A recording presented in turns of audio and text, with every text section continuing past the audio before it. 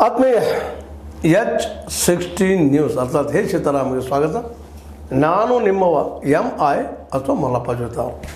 ಆತ್ಮೀಯರೇ, ಎಲ್ಲರಿಗೂ ಕಹಿ ಅನುಭವ ಆಗಿರ್ತದೆ. ಯಾಕಂದ್ರೆ ಚಹಾದ ಅಂಗಡಿಗಳು ಅಷ್ಟೇ ಆತ್ಮೀಯ ಇವತ್ತು ಮನುಷ್ಯನ ಬದುಕಿನ ಅವಿಭಾಜ್ಯ ಅಂಗ ಆಗ್ತಾ ಇದ್ದಾವೆ.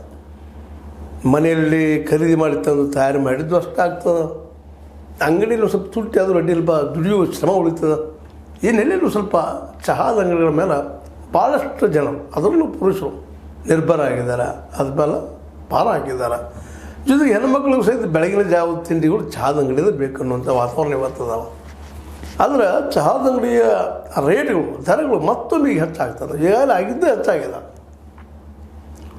ಸಾಮಾನ್ಯವಾಗಿ ಇವತ್ತು 4 ಪುರಿಗೆ ಅಂದರೆ ಒಂದು ಪುರಿ ಬಾಜಿಗೆ 60, ಇನ್ನೊಂದು 70 ಆಗ್ತದೋ 80 ಆಗ್ತದೋ ಗೊತ್ತಿಲ್ಲ. ದೋಸೆ 60, 70 ಎಷ್ಟಾಗ್ತೋ ಗೊತ್ತಿಲ್ಲ. ಇವೆಲ್ಲ ಇವತ್ತು ಇಡ್ಲಿ, ಇದು ಇನ್ನುಳಿದ ಪದಾರ್ಥಗಳು ಎಲ್ಲ ರೇಟ್ ಹೈಕ್. ಸ್ವೀಟ್ಸ್ ಅವು ಹೈಕ್, ಎತ್ತರ ಏರೋದು. ಇನ್ನು ತಿನ್ನೋದು ಏನು ಅಂತ. ಯಾಕೆಂದರೆ ಭಾಳ ಕಷ್ಟ ಆಗ್ತಾಯಿದೆ ದರ ಏರಿಕೆಯಿಂದಾಗಿ. ಇದನ್ನು ಯಾಕೆ ನಮ್ಮ ಸಿದ್ದರಾಮಯ್ಯನವರು ಮತ್ತು ಮೋದಿ ಅವರು ಈ ದೇಶದಲ್ಲಿ ಯಾಕೆ ಚಿಂತನೆ ಮಾಡ್ತಾ ಇಲ್ಲ? ಅವ್ರಿಗೆಲ್ಲ ಇನ್ನು ನಿಗೋದಿಲ್ವಾ? ಸಾಧ್ಯ ಇಲ್ವಾ? ಅಂಗಡಿ ಕಾಲ ಹೇಳ್ತಾರೆ, ಇಲ್ಲರಿ ಕಾಫಿ ರೇಟ್ ಹೆಚ್ಚಾಗಿದೆ, ಚಹಾ ರೇಟ್ ಹೆಚ್ಚಾಗಿದೆ. ಮೊದಲು 2-3 ರೂಪಾಯಿಗೆ ಒಂದು ಸಿಂಗಲ್ ಚಹಾ ಸಿಗುತ್ತೆ, ಇವತ್ತು 10 ಆಗ್ಯದ. ಈಗ ಮತ್ತೂ ಏರಿಸುವಂಥದ್ದು, ಮತ್ತೂ ಏರಿಕೆ ಮಾಡುವಂಥದ್ದು 8, 10, 15, ಕಾಫಿ 15, 20. ಏನು ರೀ, ಹೆಂಗೆ ಬದುಕೋದು ಈ ವ್ಯವಸ್ಥೆಯಲ್ಲಿ ಅಂತ.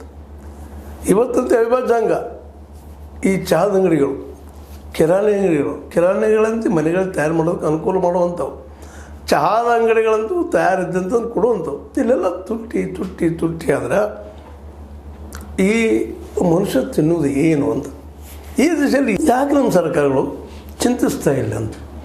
ಈ ದರ ಏರಿಕೆಯಿಂದಾಗಿ ಅವ್ರಿಗೆಲ್ಲ ಅನುಕೂಲಗಳಾಗಿದೆ.